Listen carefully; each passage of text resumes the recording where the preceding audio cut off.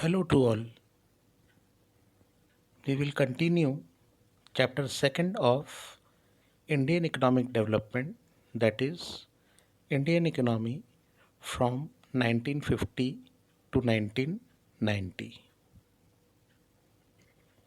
We have already discussed agriculture. Now we will talk about the industrial sector and its problems and policies. In this chapter, we will focus our attention on the initiative taken by the government to resolve the problems of industrial sector.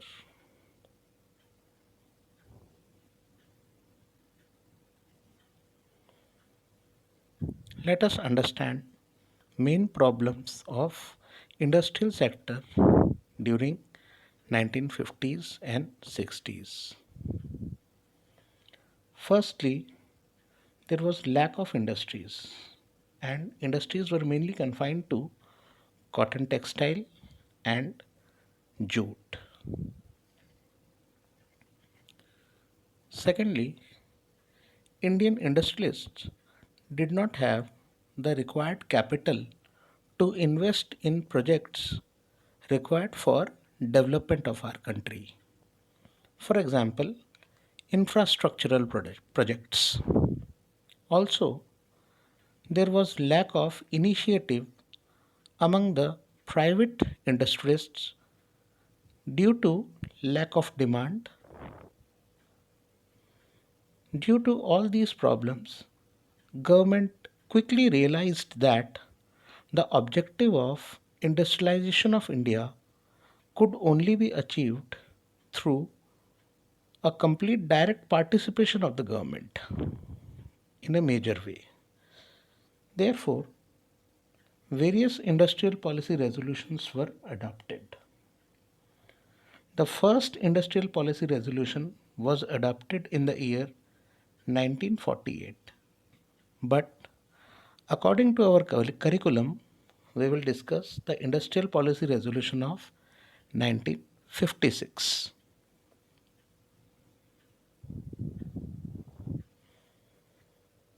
Let us discuss some main features of Industrial Policy Resolution of 1956.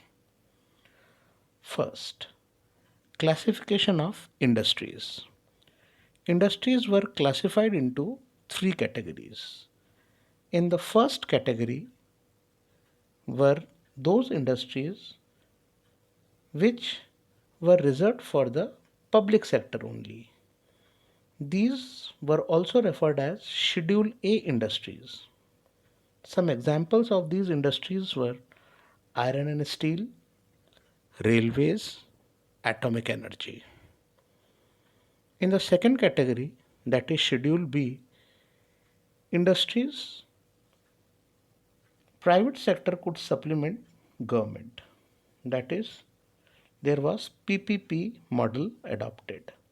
Some examples were drugs and pharmaceuticals, chemical fertilizers, roadways, etc. In the third category included all the remaining industries which were left for the private sector.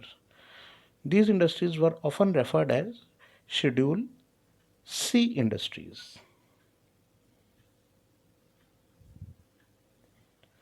After classifying industries into three sectors, government took another major step of implementing the industrial licensing policy.